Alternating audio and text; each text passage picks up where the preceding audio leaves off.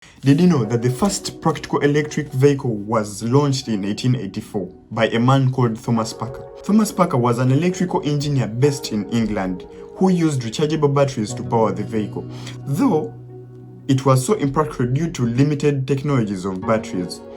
By 1890s, a man called William Morrison in the US created a 6-passenger electric wagon, and this helped to increase the number of electric vehicles in the US. And by the 1900s, electric vehicles had started competing with the gasoline and steam vehicles. By the way, if you're new here, my name is Aroseth, and on this channel we dive deep into the worlds of tech, physics, and personal development, all tailored together to spark curiosity, innovation, and empower your journey into a more meaningful and purposeful life. So if that resonates with you, please consider subscribing, and let's get into it. In this video, we're going to talk about how electric cars work, the physics behind how their batteries work, and the electric motors, and what helps them, and what quality makes them more better than any other cars that we have had on the globe so far.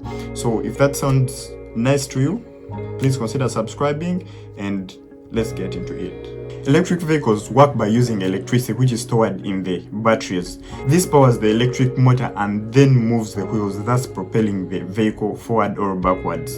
Unlike the internal combustion engine vehicles that rely on burning fuel, i.e. gasoline or diesel, electric vehicles use electricity, thus being environmentally friendly and efficient. And here is a basic breakdown on how electric vehicles work.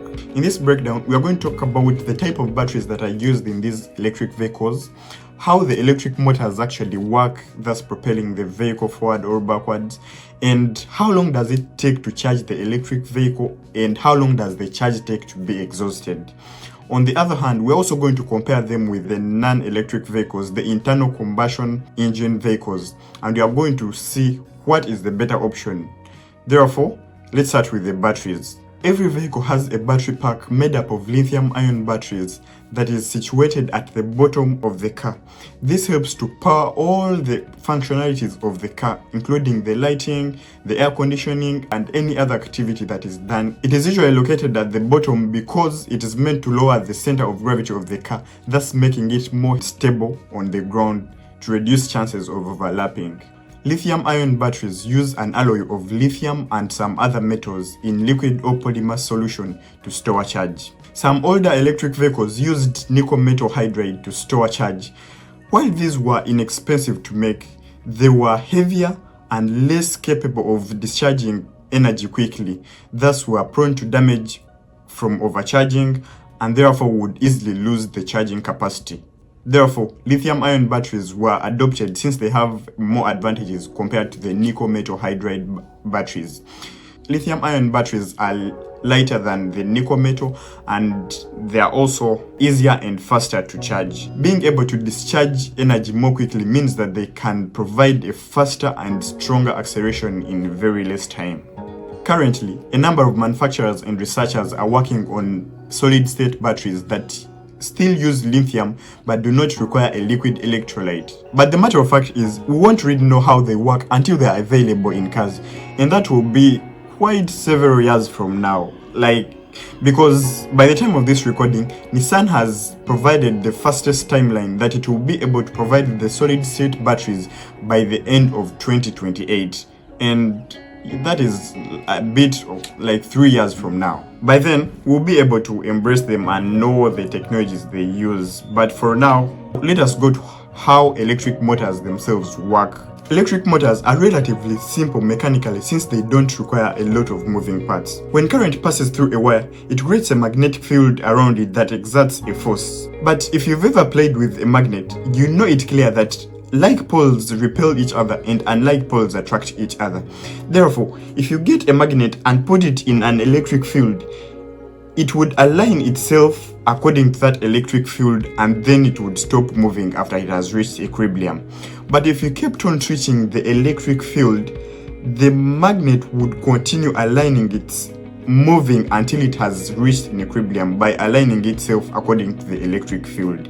Therefore, switching the electric field would keep the magnet in rotation, thus preventing it to reach equilibrium. Switching the field faster would increase the speed at which the magnet continues to spin in the electric field, and thus would actually give you an acceleration. The operation of electric motors is a bit more complex than this, but this gives a basic understanding of how electric motors work. Inside the motor are two sets of magnets. One set is attached on the shaft that is connected to the wheels of the car, and another set is attached to the housing that surrounds the shaft. Both sets of magnets are charged such that their polarity stays the same, and therefore they keep on repelling each other. The force of the magnets pushing away each other turns the shaft that in turn turns the wheels of the car, thus propelling the car forward or backwards. To maintain the state of repulsion between the magnets, their polarity has to keep on changing, otherwise they would eventually rotate back to a point where their polarities are different, thus they would attract each other and lock themselves in place and the car would stop moving. Therefore, since the power from the battery is always direct current, a device called an inverter is put in place to keep on flipping the polarities of the field. An inverter flips the polarity quickly at a frequency about 60 times per second to keep on this rotational movement in the motor, such that the magnet on the shaft should keep on repelling with the magnet that is in the housing of the motor. A separate DC converter is used to direct power into the other functionalities of the car, such as air conditioning, lighting, and any other activities. The frequency of the current that is sent to the motor is changed by the driver. This means that the higher the frequency, the higher the number of the times the polarity changes, and therefore the more faster the wheels move, and thus creating a higher acceleration of the car. Well, that is the basic understanding of how electric motors in electric vehicles work. And now let us go to a basic understanding of how long does an electric vehicle take to charge and how long does it take to lose charge. An average electric vehicle sold in the US travels about 300 miles on a full charge. Well, this ranges from one model to the other, but the differences can be dramatic. For example, a Mazda MX-30 can drive about 100 miles of distance on a full charge, and a Lucid Air can drive about 516 miles of distance on a full charge.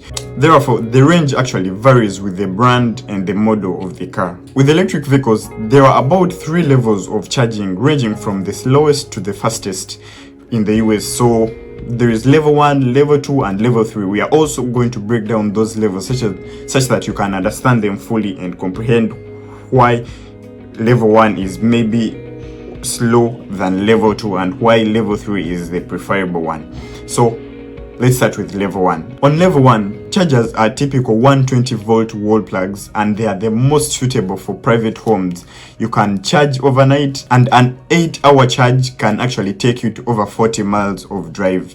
Well, a full charge can take over 20 hours since the charging rate is a bit slow. Level 2 stations set up to 240 volts and an output of 10 to 25 kilowatts. These take up to 8 hours of full charge, making them suitable for home and location stations. Level 3 fast charging stations are the most fastest charging stations we have so far. They charge up to 80% in 30 to 60 minutes, depending on the type of vehicle you have, the maximum charging speed of the station, and the external factors such as temperature. And so if you have watched up to this point, I'm sure you have gotten a basic understanding of how electric vehicles work. And so now let us first tackle the advantages of electric vehicles to the internal combustion engine vehicles, and how best are they compared to the other vehicles. Electric vehicles offer zero tailpipe emissions. They offer no carbon dioxide, zero nitrogen oxides, and therefore they help to reduce air pollution and combat climate change. No exhaust fumes means that we have cleaner cities and the air for breathing is more nicer and healthier for the humanity to live on. Electric vehicles also have lower operating costs. While the initial costs can be overwhelming and so heavy, after you have bought or purchased an electric vehicle, it is easier to maintain since it has very few moving parts, therefore it is less prone to damage, and the cost of buying fuel at the pump is more heavier than the cost of charging overnight. Electric vehicles are also more energy efficient. What does that mean? It means that electric vehicles convert 60 to 80% of the energy drawn from the battery into motion, compared to the internal combustion engine vehicles that convert 20 to 30% of the energy converted from fuel. Much of the energy of the ICEVs is converted into heat. Therefore, electric vehicles become more energy efficient compared to the ICEVs, or the internal combustion engine vehicles. By the way, still on the energy efficiency, as the electric vehicle brakes, the electric motors are converted to generators. As the vehicle brakes, they convert the kinetic energy back to the electrical energy, and thus saving energy. The energy that would be lost as heat or any other form of energy is converted back to electrical energy as the vehicle is braking, thus saving way more higher energy than any other type of vehicles that we have on the market so far. Well, to be fair, electric vehicles also have the downsides of them, i.e. longer hours of charging, then high initial costs. But the matter of fact still remains that electric vehicles are better options than any other types of vehicles that we have on market so far.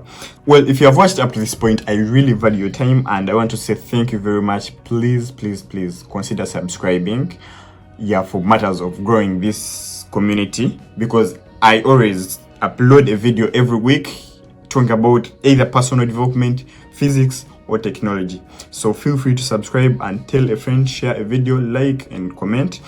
And if you haven't watched, there is a video I made about how electric trains work. This was about electric vehicles, but there is how electric trains work, and it is going to be linked right here, and some other videos about how. And if you also want to listen about my open mind video about whether YouTube is on easy mode, if you're a creator like me and you want to start a YouTube channel and you feel you want some word from me, I uploaded a video of whether YouTube is on easy mode. It's also going to be linked right here. Feel free to check out my other videos, and thank you very much for watching.